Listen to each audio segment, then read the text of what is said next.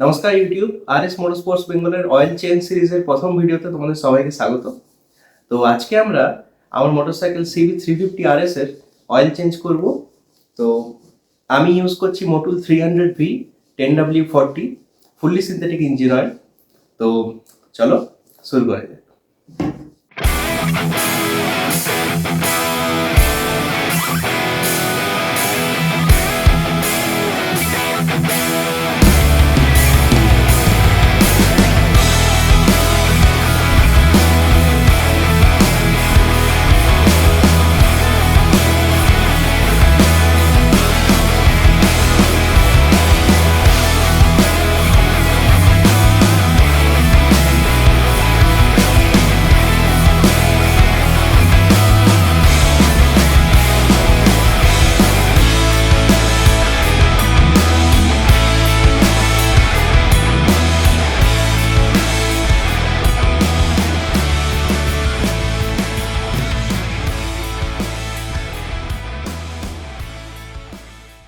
তো engine oil চেঞ্জের প্রথম স্টেপ হিসেবে আমাদেরকে মোটরসাইকেলকে মেন স্ট্যান্ড ওপেন করে দাঁড় করাতে হবে। এবার আমরা আমাদের মোটরসাইকেলকে স্টার্ট করে অ্যাটলিস্ট 2 মিনিটস আইডেল পজিশনে রাখব।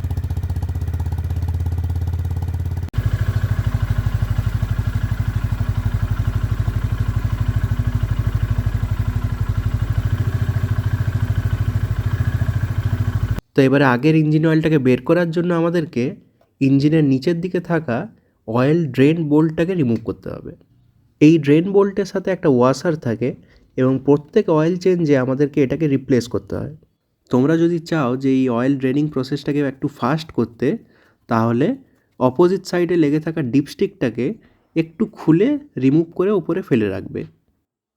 তো অয়েল চেঞ্জ হতে হতে আমাদেরকে একটা ছোট কাজ করতে হবে, সেটা হচ্ছে ইঞ্জিন অয়েল ড্রেন বোল্টটাকে আমাদেরকে ডিগ্রিসার অ্যাপ্লাই করে পরিষ্কার করতে হবে এবং যেমনটা আগে বলেছিলাম প্রতি অয়েল চেঞ্জে আমাদেরকে ওয়াশারটাকে রিপ্লেস করতে হবে। এইবারে আমরা একটু আমাদের মোটরসাইকেলটাকে টিল্ট করব যাতে করে ভেতরের যে অবশিষ্ট ইঞ্জিন অয়েলটা রয়েছে সেটাও যেন ড্রেন হয়ে পড়ে যায়। তো আমরা ডিগ্রিসার অ্যাপ্লাই করে ড্রেন স্লটটাকে একটু পরিষ্কার করে নেব।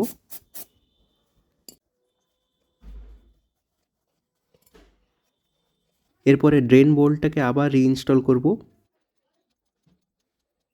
তো ড্রেন বোল্টটাকে আমরা একটু টাইট করে নেব।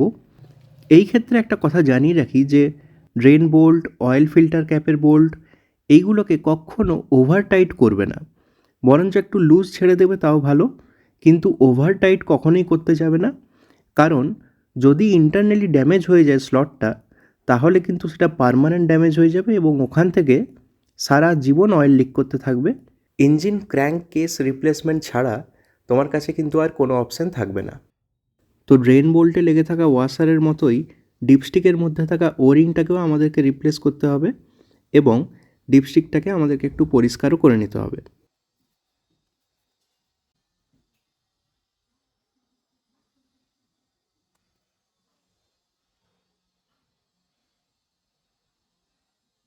তো চলো ফাইনালি এবার আমরা মোটরসাইকেলের মধ্যে ফ্রেশ ইঞ্জিন অয়েল ঢালবো। যেমনটা আগে বলেছিলাম, এইটা মোটুল 300V 10W40 premium synthetic engine oil. আমার মোটরসাইকেলের রেকমেন্ডেড গ্রেড হচ্ছে 10W30, কিন্তু প্রথমবার প্রিমিয়াম সিনথেটিক ইঞ্জিন অয়েলের এক্সপিরিয়েন্স নেওয়ার জন্য আমি ইউজ করছি মোটুল 300V। দেখো, মোটুল ক্লেম করে যে মোটুল 300V 10W40 3000 to 4000 কিলোমিটার চলে। কোনো কোনো মোটরসাইকেল ওনার বলে যে সে 6000 to 7000 কিলোমিটার অবধি চালিয়ে দিয়েছে। কিন্তু দেখো, যে কোনো কিছুর একটা লাইফ হয়, সে মোটরসাইকেল রেডিয়েটার কুলেন্ট হোক, ট্রান্সমিশন ফ্লুইড হোক, অথবা আমাদের ইঞ্জিন অয়েলই হোক না কেন।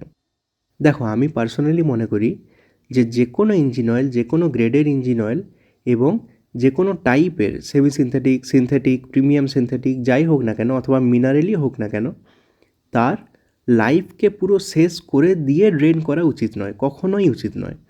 এর পরিবর্তে আমাদের উচিত যে ইঞ্জিন অয়েলটা ফ্রেশ থাকতে থাকতেই ড্রেন করা। কেন?